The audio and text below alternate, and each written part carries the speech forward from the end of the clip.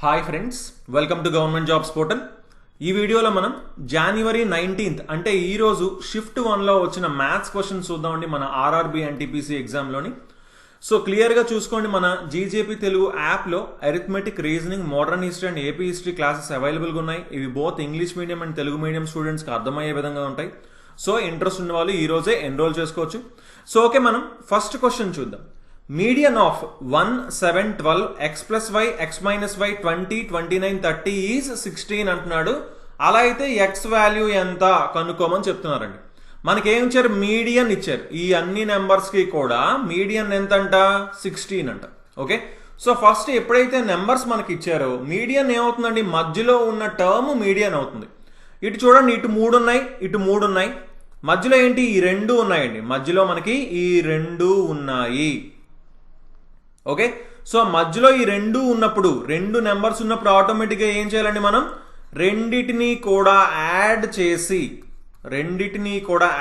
చేసి మనం divided by 2 చేస్తే అదే మీడియన్ అవుతుంది. అదే ఏమవుతుంది? మీడియన్ అవుతుంది. సో y క్యాన్సిల్ అయింది. 2x/2 ఎంత? x. So x is equal to ఏమవుతుంది? 16. Find the value of x అన్నారు. మనం x వాల్యూ కనుక్కున్నాం, ఎంత? 16 అవుతుంది అనమాట. ఓకే, సో క్లియర్గా చూసుకోండి, మీడియన్ ఇచ్చినప్పుడు ఎప్పుడు కూడా ఏంటి? సెంటర్లో ఒక టర్మ్ ఉందనుకోండి, అదే మీడియన్ అవుతుంది. ఒకవేళ 2 టర్మ్స్ ఉన్నాయనుకోండి, రెండిటికి మనం యావరేజ్ కనుక్కుంటాం. జస్ట్ రెండింటిని యాడ్ చేసి బై 2 చేస్తాం, అప్పుడు అదే మీడియన్కి ఈక్వల్ అవుతుంది అనమాట. ఓకే, సో నెక్స్ట్ క్వశ్చన్ మనం చూద్దాం. A alone can do a work in 40 days. A ఒక పనిని 40 రోజుల్లో చేయగలరంట. A and B can do the same work in 30 days. A మరియు బి అయితే అదే పనిని 30 రోజుల్లో చేయగలరంట. అలా అయితే B alone can do the same work in, B మాత్రమే అదే పనిని ఎన్ని రోజుల్లో చేయగలరు అంటున్నారు. క్లియర్గా చూసుకోండి, ఏ ఒకడే అయితే 40 రోజుల్లో చేస్తాడంట. బి మరియు ఏ బి ఇద్దరు కలిసి అయితే 30 రోజుల్లో చేస్తారంట. అలా అయితే బి ఒక్కడే ఎన్ని రోజుల్లో చేస్తాడు? బాగా అబ్జర్వ్ చేయండి. దీన్ని నార్మల్ మెథడ్లో చేయొచ్చు, లేదు అంటే మనకి అబ్జర్వ్ చేసి కూడా చాలా సింపుల్గా చేయొచ్చండి. ఇప్పుడు ఏ ఒక్కడే అయితే ఆ పనిని 40 రోజుల్లో చేస్తాడు. కానీ బి రావడం వల్ల ఏమవుతున్నది? ఇద్దరు కలిసి 30 రోజుల్లోనే పనిని పూర్తి చేస్తున్నారు. అంటే ఏ ఒక్కడే చేస్తే 10 రోజుల పని అది తగ్గుతుంది ఇక్కడ, అంతేనా? సో ఇక్కడ ఏం జరుగుతుంది? ఏ ఒక్కడే అయితే 40 రోజులు చేస్తాడు, కానీ ఏ మరియు బి ఇద్దరు కలిసి అయితే 30 రోజులు చేస్తున్నారు. అంటే ఏ చేసే పని మనకి ఇక్కడ ఏమవుతుంది? రోజులు ఎన్ని తగ్గాయి? 10 రోజులు తగ్గాయి. 10 రోజులు తగ్గాయి. ఎవరి వల్ల తగ్గాయి? బి రావడం వల్ల. బి 30 రోజులు పని చేయడం వల్ల ఏ యొక్క 10 రోజుల పని తగ్గింది. అంటే ఈ రెండు సమానం అవుతున్నాయి. అంటే ఏ 10 రోజుల్లో చేసే పనిని ఇక్కడ బి వచ్చేసి 30 రోజుల్లో చేస్తున్నాడు. ఎందుకంటే ఏ బి ఇద్దరు 30 రోజులు చేస్తున్నారు అంటే ఏ 30 రోజులు, బి 30 రోజులు, ఇద్దరు కలిసి చేస్తున్నారండి. అంటే ఇద్దరు 30 రోజులు చేస్తున్నారు. సో అంటే ఈ బి 30 రోజులు చేయడం వల్ల ఏకి 10 రోజుల పని తగ్గిందనమాట. ఏ చేసే 10 రోజుల పనిని బి 30 రోజుల్లో చేస్తున్నది అని చూసినట్టే క్లియర్గా మనకు అర్థం అయిపోవాలి. అప్పుడు ఏంటి అంటే 3 రోజులు పడుతుంది అన్నమాట బికి. ఓకే, 3 రోజులు పడుతుంది. సో ఏ పనిని 40 రోజులు చేస్తే బి ఏం చేస్తాడు? దీనికి 3 అంటే 120 రోజులు చేస్తాడు. అదే పనిని చేయడానికి బికి 120 రోజులు పడుతుంది. ఓకే, సో ఇది ఎఫిషియెంట్ మెథడ్ అనమాట. అంటే చూసిన వెంటనే మనం దీన్ని సాల్వ్ చేయొచ్చు. లేదు మనకి కాన్సెప్ట్ సరిగ్గా అర్థం కాలేదు అని ఏమాత్రం అనుకున్నా సరే నార్మల్ మెథడ్లో మనం చేసుకోవచ్చు. ఏ వచ్చేసి మనకి 40 రోజుల్లో పనిచేస్తున్నాడు, ఏ బి ఇద్దరు కలిసి అయితే 30 రోజుల్లో పనిచేస్తున్నారు. సో రెండిటికి ఎల్సిఎం మనం 120 వచ్చింది. సో మొత్తం పనిని 120 యూనిట్లు అని మనం అనుకుంటున్నాం. ఓకే, ఇవేంటివి? రోజులు. మొత్తం పనిని 120 యూనిట్లు అనుకుంటున్నాం. అంటే ఏ రోజుకి 3 యూనిట్లు చేస్తున్నాడు, ఏ బి ఇద్దరు కలిసి 4 యూనిట్లు చేస్తున్నారు. అంటే చూసుకోండి, ఏ ఒక్కడైతే 3 యూనిట్లు చేస్తున్నాడు, ఏ బి ఇద్దరు కలిసి అయితే 4 యూనిట్లు. అంటే బి రోజుకి 1 యూనిట్ మాత్రమే చేస్తున్నాడు. సో బికి మొత్తం పని చేయడానికి అంటే 120 యూనిట్లు చేయడానికి ఎన్ని రోజులు పడుతుంది? 120 రోజులు పడుతుంది. ఓకే, మనం ఇలా అయినా సరే సాల్వ్ చేసుకోవచ్చండి. ఇలా అయినా సరే ఫాస్ట్గానే వస్తుంది. కానీ అలా అయితే చూసిన వెంటనే ఏమవుతుంది? ఇక్కడ 10 రోజులు తగ్గింది. ఏ పని 10 రోజుల పనిని బి 30 రోజులు చేస్తున్నారంటే మూడింతలు అవుతుందంటే మూడింతలు అంటే 120 రోజులు అని యాక్చువల్లీ మనం ఏమీ చేయకుండానే డైరెక్ట్గా మనం ఆప్షన్ టిక్ పెట్టచ్చు. ఓకే, అది ప్రాక్టీస్ మనం చేసినప్పుడు ఓహో ఇలాంటి క్వశ్చన్స్ వచ్చినప్పుడు ఇలా చేయొచ్చు అనేది మెథడ్ మీకు అర్థం అవుతుంది. లేదంటే నార్మల్ మెథడ్ మనం ఇలాగైనా సరే చేసుకోవచ్చు అనమాట. ఓకే, సో మొత్తం పనిని కొంత అనుకుంటాం, ఈజీగా వెంటనే సాల్వ్ చేసుకుంటాం. సో నెక్స్ట్ క్వశ్చన్ మనం చూద్దాం. If A car travels the first half of a distance with a speed of 30 km/h and the remaining half distance with a speed of 20 km/h. చూడండి, ఒక కార్ వచ్చేసి మొదటి సగం దూరంని 30 కిలోమీటర్లు ఒక గంట వేగంతోని మరియు మిగిలిన సగం దూరం వచ్చేసి 20 కిలోమీటర్లు ఒక గంటకి వేగంతో ప్రయాణిస్తాయి. And if it takes a total time of 10 hours, మొత్తం ఆ కారుకి సమయం ఎంత పట్టిందంటే 10 గంటల సమయం పడితే what is the distance travelled by the car? అలా అయితే ఆ కారు ఎంత దూరం ప్రయాణించింది అంటున్నారండి. చాలా మంచి క్వశ్చన్ ఇది, చాలా జాగ్రత్తగా అబ్జర్వ్ చేయండి. ఇది మొత్తం డిస్టెన్స్ అనుకుందాం, కానీ ఇందులో ఏం చేస్తుందంట కారు సగం దూరం అంటే ఇక్కడి నుంచి ఇక్కడికి 30 కిలోమీటర్లు ఒక గంటకి చొప్పున ప్రయాణించింది. తర్వాత ఇక్కడి నుంచి ఇక్కడికి 20 కిలోమీటర్లు ఒక గంట చొప్పున ప్రయాణించడం జరిగింది. అలా అయితే మొత్తం సమయం 10 గంటలు పట్టిందంట. 10 hours పట్టింది, మొత్తం సమయం ఇచ్చారండి. అలా అయితే డిస్టెన్స్ ఎంత, ఇక్కడి నుంచి ఇక్కడికి డిస్టెన్స్ ఎంత అని అడుగుతున్నారు. సో చాలా జాగ్రత్తగా అబ్జర్వ్ చేయండి మీరు. ఇదేంటి 30 కిలోమీటర్లు ఒక గంటకి, ఓకే, ఇదేంటి 20 కిలోమీటర్లు ఒక గంటకి. అంటే ఇక్కడ మనకి గంటకి 30 కిలోమీటర్లు ఇది వెళ్తుంది, ఇక్కడ గంటకి 20 కిలోమీటర్లు వెళ్తుంది. సో దీని రేషియో ఏమవుతుందండి? దీని రేషియో 3:2 అవుతుంది. అంటే మనకి ఇక్కడ అర్థం అవ్వాల్సింది ఏంటి, ఇది 2 యూనిట్లు ట్రావెల్ చేస్తాయి. ఓకే, ఈ స్పీడ్తో మనకి 2 యూనిట్లు వెళ్తే ఈ స్పీడ్తో ఇది 3 యూనిట్లు వెళ్తుంది. ఓకే, దీనికి టైం ఎలా పడుతుంది, టైం ఎంత పడుతుంది అని మీరు కరెక్ట్గా క్లియర్గా ఆలోచిస్తే మనకి టైం రివర్స్ అవుతుందండి. అంటే ఎందుకు రివర్స్ అవుతుంది ఒకసారి క్లియర్ చూద్దాం. చూడండి, ఎవరైతే స్పీడ్గా వెళ్తారో వాళ్ళకి ఏమవుతుంది, టైం తక్కువ అవుతుంది. ఎవరైతే స్లోగా వెళ్తారో వాళ్ళకి టైం ఎక్కువ పడుతుంది.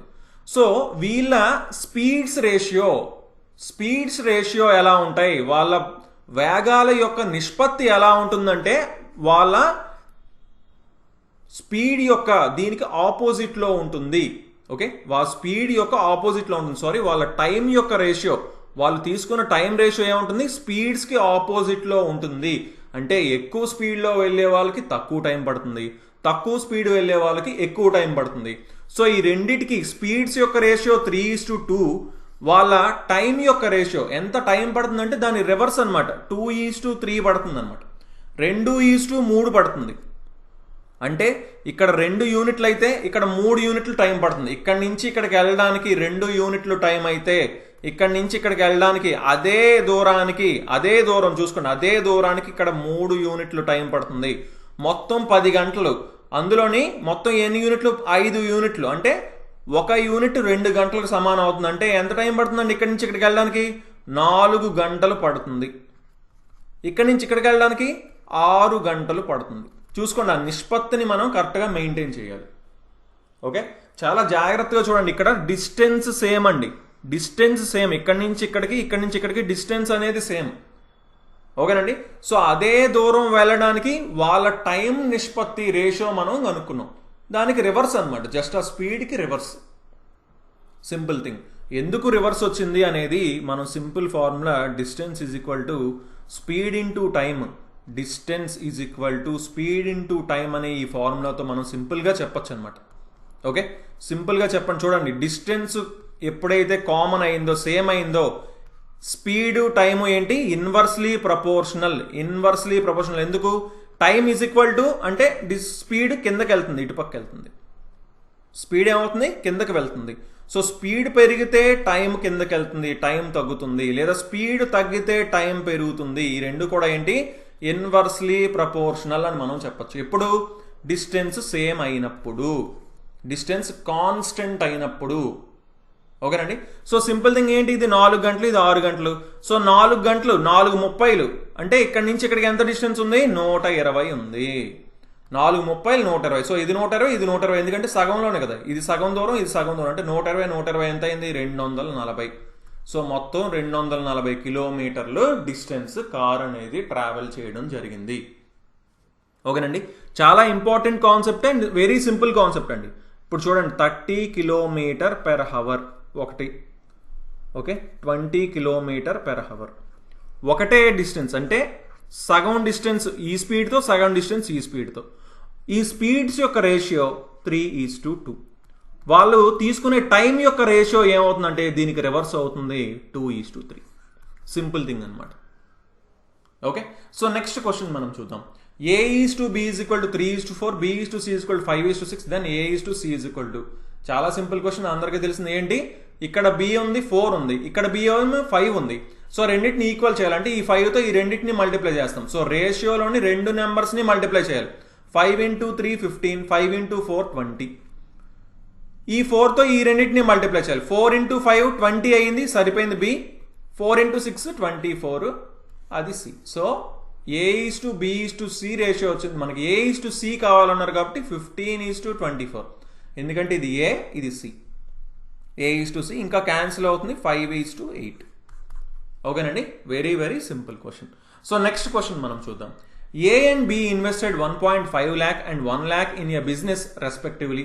A మరియు B ఒక వ్యాపారంలో వరుసగా 1.5 లక్షలు మరియు 1 లక్ష పెట్టుబడి పెడితే, చూసుకోండి, అంటే A వచ్చేసి ఎంత పెట్టాడంట, 1,50,000 అంట. B వచ్చేసి ఎంత పెట్టుబడి పెట్టడం జరిగింది, 1,00,000 రూపాయలు పెట్టుబడి పెట్టడం జరిగింది. అలాగే టోటల్ ప్రాఫిట్ ఎంత అన్నారు, 24,000. మొత్తం లాభం వచ్చేసి 24,000 అయితే మొత్తం లాభం ఎంతండి, 24,000. అలా అయితే ఏ యొక్క వాటా, ఏ యొక్క లాభంలోని ఏ వాటా ఎంత అంటున్నారండి. ఇప్పుడు ఒకటి మనం గుర్తుపెట్టుకోవాల్సింది ఏంటంటే, ఈ పార్ట్నర్షిప్ క్వశ్చన్స్లోని వాళ్ళు ఇన్వెస్ట్మెంట్ ఎంతైతే చేశారో, ఎంత రేషియోలో ఎంత నిష్పత్తిలో అయితే వాళ్ళు ఇన్వెస్ట్ చేశారో అంతే నిష్పత్తిలో ప్రాఫిట్లో కూడా వాళ్ళకి వాటా వస్తుంది. Simple thing. ఓకే, ఎందుకంటే ఎవరైతే ఎక్కువ ఇన్వెస్ట్ చేశారో వాళ్ళకే ఎక్కువ ప్రాఫిట్ మనం ఇవ్వాలి కదా, రైట్? కరెక్ట్గా అదే డివైడ్ చేయాలి. ఇప్పుడు మనకి వీళ్ళిద్దరూ, ఇతను 1,50,000 ఇన్వెస్ట్ చేశాడు, ఇతను 1,00,000 రూపాయలు ఇన్వెస్ట్ చేశాడు. క్లియర్గా ఇతను ఎక్కువ ఇన్వెస్ట్ చేశాడు కాబట్టి ఇతనికి ఎక్కువ ప్రాఫిట్ వస్తుంది. ఎంత ఎక్కువ వస్తుంది అంటే ఈ రెండింటికి మనం నిష్పత్తి చూస్తాం. ఏ నిష్పత్తిలో అయితే వీళ్ళిద్దరూ ఇన్వెస్ట్మెంట్ చేశారో అదే నిష్పత్తిలో ప్రాఫిట్ కూడా మనం వాళ్ళకి ఇవ్వాలి.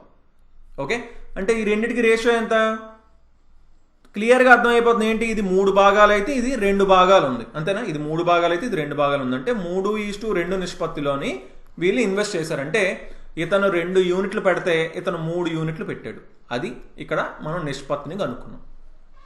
అంటే మొత్తం 5 భాగాలు ఉంటే 2 భాగాలు B ఇన్వెస్ట్ చేశాడు, 3 భాగాలు A ఇన్వెస్ట్ చేశాడు. ఓకేనండి, సో వచ్చిన ప్రాఫిట్ని కూడా మనం ఏం చేయాలి, 3 భాగాలు Aకి ఇవ్వాలి, 2 భాగాలు Bకి ఇవ్వాలి. మొత్తం దీని ముందు ఏం చేయాలి, 5 భాగాలు చేయాలి. సో 5 భాగాలు చేద్దాం. 5 4s are 20, 5 8s are 40, 0 0. Okay, 4,800 అయిందండి. 4,800 అయింది. 5 భాగాలు చేస్తాయి. ఇప్పుడు మనల్ని ఏమడిగారు, ఏ యొక్క వాటా అంటున్నారు. ఏస్ ప్రాఫిట్ అంటే 3 భాగాలు. సో ఒక భాగం 4,800, 3 భాగాలు ఎంత, 300, 300, 3 8s 24, 3 4s 12, 14 అంటే 14,400 అవుతుంది. సో ఏ యొక్క ప్రాఫిట్లోని వాటా ఎంత అంటే 14,400 రూపాయలు అని మనం చెప్పొచ్చు అన్నమాట.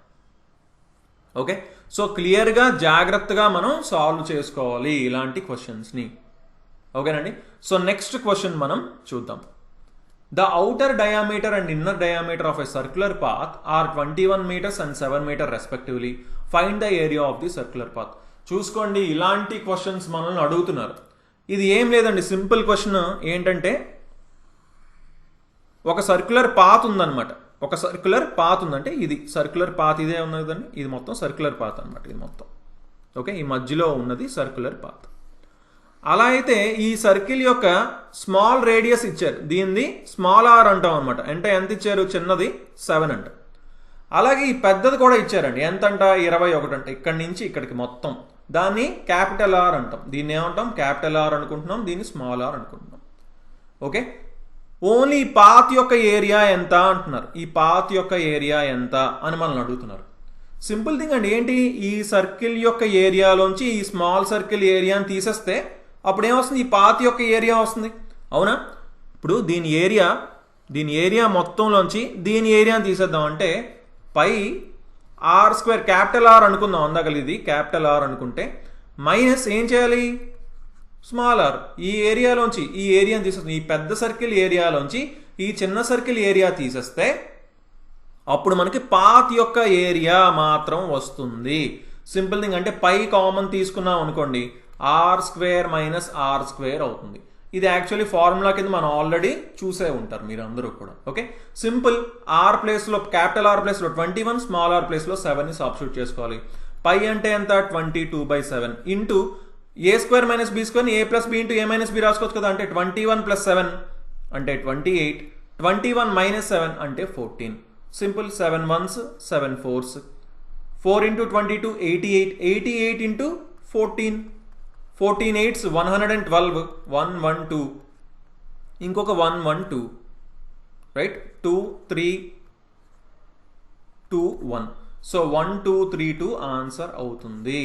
1232 ఏరియా ఎంతండి ఆ సర్క్యులర్ పాత్ది, 1232 అవుతుంది అనమాట. ఓకే, చాలా చాలా సింపుల్ క్వశ్చన్. బట్ మనకేంటి, ఈ మోడల్లో ఖచ్చితంగా అడుగుతున్నారండి. ఇప్పుడు ఈ మధ్య మనకి మళ్ళీ phase 2 నుంచి మోస్ట్లీ ఈ క్వశ్చన్ అడుగుతున్నారు అని మనకి స్టూడెంట్స్ అయితే చెప్పడం జరుగుతుంది. సో చూసుకోండి, ఈ క్వశ్చన్ అయినా వచ్చి ఉండొచ్చు, లేదంటే సేమ్ అండి, సేమ్ క్వశ్చనే, సేమ్ మోడలే. కాకపోతే ఈ క్వశ్చన్ కూడా మనకు రావడం జరిగింది. ఈ రెండిట్లో అయితే ఏదో ఒక క్వశ్చన్ వచ్చి ఉంటుంది. సింపుల్. చూడండి, ఇప్పుడు ఏం చేశాడు, ఏరియా ఆఫ్ పాత్ ఇచ్చాడు అనమాట. ఆ పాత్ యొక్క ఏరియా ఇచ్చాడు అండ్ వాటి మధ్యన ఉన్న డిఫరెన్స్, ఆ రేడియస్, ఈ పెద్దది అలాగే చిన్నది, ఈ రెండింటి మధ్యన డిఫరెన్స్ ఇచ్చారండి. ఈ రేడియస్, ఈ capital R minus small R ఇచ్చాడు అనమాట. 7 అని ఇచ్చాడు, 7 సెంటీమీటర్, 7 మీటర్లు అని ఇచ్చాడు, 7 సెంటీమీటర్లు అనుకోండి. ఓకే, సో చూసుకోండి, మనకేమీ లేదు. ఈ పెద్ద సర్కిల్ యొక్క రేడియస్, చిన్న సర్కిల్ యొక్క రేడియస్, ఈ రెండింటి మధ్యన ఉన్న తేడా వచ్చేసి 7 సెంటీమీటర్లు అని చెప్తున్నారు. అలా అయితే ఇన్నర్ రేడియస్ ఎంత అని మనల్ని అడుగుతున్నారండి. Okay, so area of a circular path, ఇప్పుడు మనం ఫార్ములా ఏం చెప్పుకున్నాం, pi into r square minus are square. So pi అంటే 22/7 ఇంటూ దీన్ని ఏం రాసుకున్నాం, r plus r into r minus r. ఇది ఎంత అయింది అంటున్నారు ఇప్పుడు, 1386 అయిందంట. 1386 అయింది. ఓకే, మనం ఇప్పుడు క్యాన్సిల్ చేసుకోవచ్చు. ఆర్ మైనస్ ఆర్ ఎంత, 7 సెంటీమీటర్స్ అని తెలుసు. సో ఆర్ మైనస్ ఆర్ ప్లేస్లో మనం 7 పెట్టుకున్నాం. 7 క్యాన్సిల్ అయింది. So capital R plus R is equal to by 22 అవుతుంది. 1386/22. 2 టేబుల్లో మనం క్యాన్సిల్ చేసుకుందాం. 2 6 12, 2 9 18, 2 3s by 11.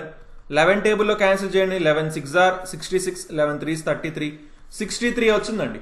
అంటే capital R plus small R is equal to 63 అంట. అలాగే capital R minus small R ఎంత అంటే ఈ రెండింటి మధ్య తేడా అయితే 7 అంట. ఇప్పుడు మనకి సింపుల్ థింగ్, మనకి ఏం కావాలి, ఇన్నర్ రేడియస్ కావాలి, స్మాల్ ఆర్ కావాలి. దీనిలోంచి ఇది తీసేద్దాం, దీనిలోంచి ఇది అంటే ఆర్ క్యాపిటల్ ఆర్ క్యాన్సిల్ అయిపోయింది. R minus of minus R అంటే ఇది 2r అయింది. 63 - 7 అండి. సో 3 తీసి ఇంకో 4 తీసారంటే 56. అంటే small R is equal to 28. Small R ఎంత అయింది, 28 సెంటీమీటర్లు అయింది. క్యాపిటల్ ఆర్ ఎంత అవుతుంది, 35 సెంటీమీటర్లు అవుతుంది. ఓకే, చాలా చాలా సింపుల్ క్వశ్చన్. బట్ ఇక్కడ మనకి ఏంటి, ఈ క్వశ్చన్ అయితే ఖచ్చితంగా మనల్ని అడుగుతున్నారు అంటున్నారు. ఈ క్వశ్చన్ చూసుకోండి, ఏంటి, pi into capital R square minus small are square. ఏంటిది, ఇది ఒక సర్క్యులర్ పాత్ ఉందనుకోండి, దీని సర్క్యులర్ పాత్ అంటున్నాం. ఈ సర్క్యులర్ పాత్ మేబీ వాళ్ళు పార్క్ అని చెప్పచ్చు. ఇప్పుడు ఒక పార్క్ ఉందని చెప్పచ్చు, దానికి చుట్టూరా ఫుట్పాత్ ఉంది అని చెప్పచ్చు. వాళ్ళ క్వశ్చన్ ఎలాగైనా ఇవ్వచ్చండి. ఓకే, సో దీని ఏరియా ఇక్కడ నుంచి ఇక్కడ దాకా డిస్టెన్స్ని క్యాపిటల్ ఆర్ అనుకుంటున్నాం, ఇక్కడ నుంచి ఇక్కడికి డిస్టెన్స్ని స్మాల్ ఆర్ అనుకుంటున్నాం. దీని ఏరియా అడిగారు అనుకోండి, ఫార్ములా ఏంటి, pi into capital R square minus small are square అవుతుంది అనమాట. Okay, so okay guys, thanks for watching. So next షిఫ్ట్స్లో వచ్చే క్వశ్చన్స్ కూడా మనం నెక్స్ట్ వీడియోస్లో కంపల్సరీగా చూద్దాం.